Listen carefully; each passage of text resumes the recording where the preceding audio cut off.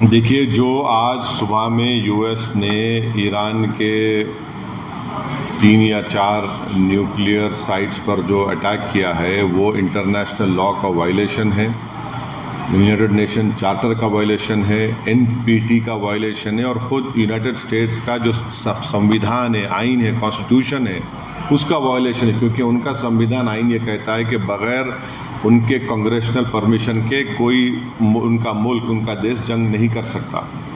पांचवी बात यह है कि ये हमला करके यूनाइटेड स्टेट्स ने गज़ा में जो फ़लस्तीनियों का एथनिक क्लेंसिंग हो रहा है, जेनोसाइड हो रहा है, उसको कवर अप कर रहे हैं। और इजराइल जिसके पास 700-800 न्यूक्लियर वॉरहेड है, जो एनपीटी को साइन नहीं किया, जो आईएईए के इंस्पेक्टर्स को अलाउ नहीं करता, उस पर कोई बात ही नहीं कर रहा है।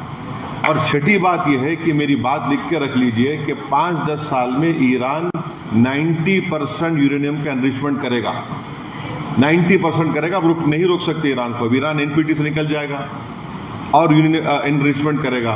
और साथ ही साथ उसका ये असर होगा आज की बॉम्बिंग के बाद कि जितने उस देश में, जितने अरब ममालिक बोलिए, मुस्लिम कंट्रीज़ बोलिए, जो उस खित्ते में है, वो सब लोग अब फैसला करेंगे कि हमको इजराइल के ब्लैकमेलिंग से, इजराइल की हेजेमनी से बचने के लिए हमको अब न्यूक्लियर वेपन्स बनाना पड़ेगा। वो भी आप नहीं रोक पाएंगे।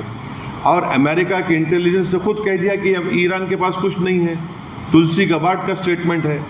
और सबसे अगर ये खित्ता, ये एरिया, अगर इसमें जंग शुरू हो जाएगी तो एक बात आपको समझने की ज़रूरत है कि 60 लाख से ज़्यादा भारत के नागरिक वहाँ रहते हैं। हमारे इंडियन कंपनीज़ का इन्वेस्टमेंट है वहाँ पर।